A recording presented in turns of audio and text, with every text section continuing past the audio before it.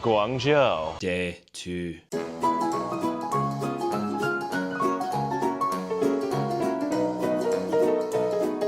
So the first dish on our docket for today is 炒牛河.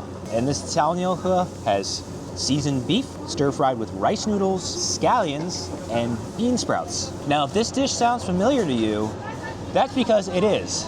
It's the likely ancestor of the dish that's popular in Thai restaurants in America, known as pad kee mao, or drunken noodle.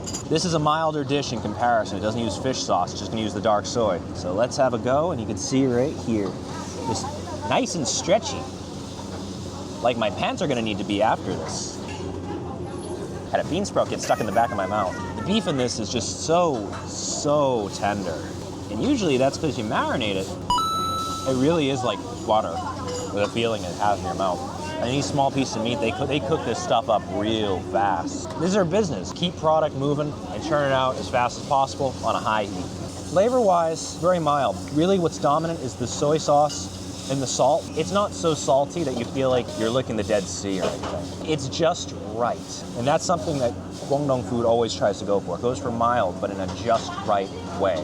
And it never really tries to overpower you with spice. Now you can add salted chilies on top, or a type of chili sauce, and I quite like doing that personally, but when I'm out of the house, I don't obviously have access to that. I'm really not missing it. And that tells you something. Because when the dish is kind of meh, I always go for lots of chili sauce, lots of other things. But the fact I'm not missing it, and the fact I want to eat the whole thing and potentially deprive my cameraman of the possibility of trying some of the dish, that tells you something. For dish number 2, we got the champon. Take 2. Why take 2? Because last video we had some and it wasn't great. So let's try this again. As I learned last time, cut it with the chopsticks so you don't have to shove the whole thing into your mouth. Nice egg flavor. This sauce is really nice today. Better than the last one by a long shot. And my hair's on my face, so I should try to get that out of there. This may be very simple, just have egg in it. There's not a lot to it, it's pretty light. They make it all fresh. As you can see right over to the right of the camera, it comes out hot, so it feels really good in the stomach going down. So if you want something light, be hard pressed to go wrong with this. This was the last day we were in Guangzhou, and at this point, we really needed to catch an evening flight back.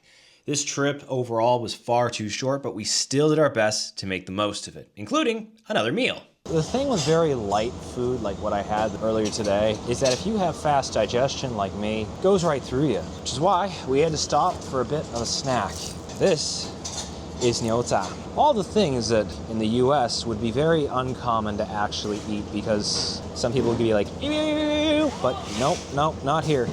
You buy one cow, one lamb, you know what? Gonna use one cow or one lamb.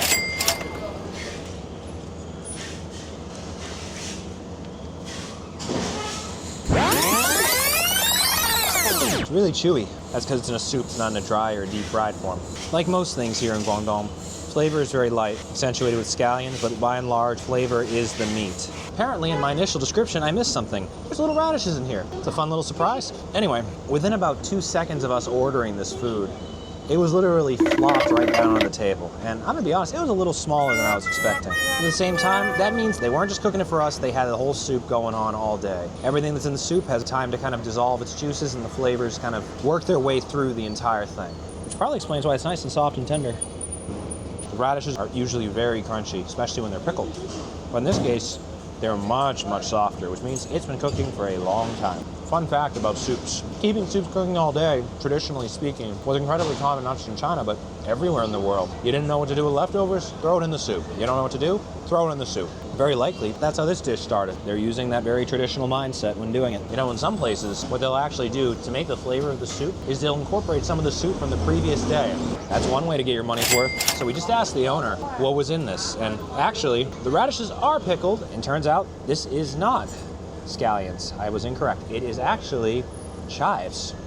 Chinese chives specifically, not the Western chives.